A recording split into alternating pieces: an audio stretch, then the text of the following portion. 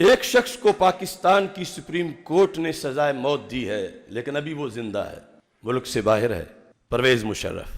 اس کو بھی اسی سپریم کورٹ نے سزا سنائی۔ اب ممتاز قادری کی حمایت میں بولیں تو جرم، اور پرویز مشرف کی حمایت میں کوئی بولے تو اس کو ہیرو سمجھا جائے؟ کیا اس میں توہین عدالت نہیں ہے؟ پرویز مشرف کے لیے وہ ضابطہ کیوں نہ رہا؟ اگر پیپلز پارٹی والے بھٹو کے قتل کو عدالتی قتل کہیں تو پھر سپریم کورٹ کی توہین نہیں ہے، تو ممتاز قادری کے لحاظ سے کیوں ہے؟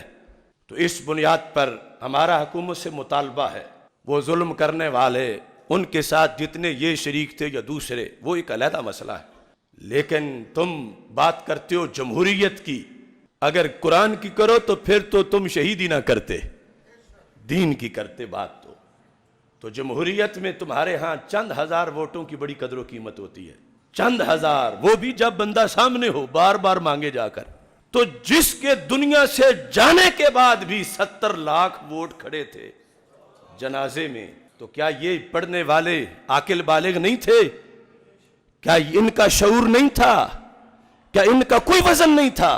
تو جس بیس پہ تم اسمبلی کے اندر چوروں کو، ڈاکوؤں کو، بدکاروں کو ان کے آرڈر تیار کر کے جرم کے باوجود جیلوں سے نکال کے لے آتے ہو کہ آخر عوامی نمائندہ ہے، اس کا حق ہے، یہ اگرچہ قاتل ہے مگر اس کے لیے جیل یوں ہوگی جیسے ریسٹ ہاؤس ہوتا ہے، یہ سب کچھ پاکستان میں ہو رہا ہے۔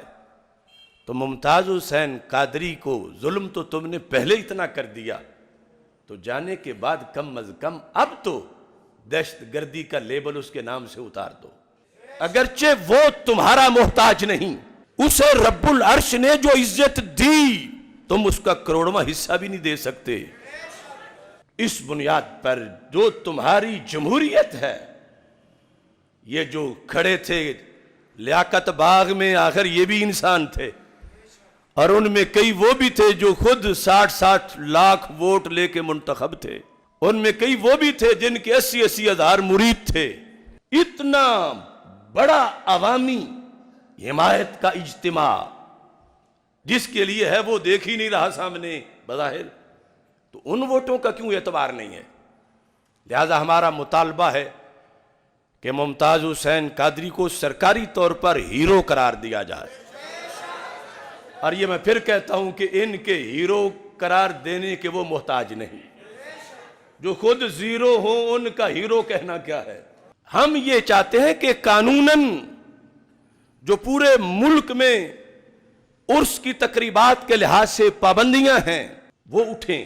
وہاں پابندیاں ہیں دربار شریف پر کہ امریکہ کہتا ہے وہ دہشت گرد کے بندے کے مزار پر اتنا مجمع کیوں اکٹھا ہے، تو یہ پھر دم ہلانا شروع کر دیتے ہیں، پھر یہاں پابندیاں، وہاں پابندیاں، کوئی نہ جائے، یہ وہ اس طرح کی صورتحال، اور پھر چینلوں پہ پابندی، اخبارات پہ کہ عدالت نے اس کو دہشت گرد قرار دیا تھا، تم کیوں خبریں چھاپتے ہو؟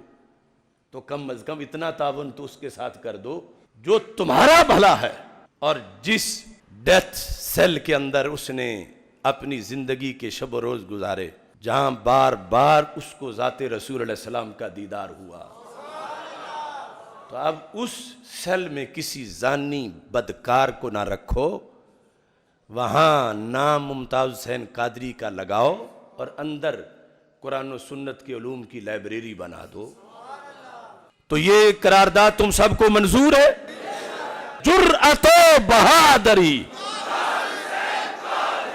جرأت و بہادری،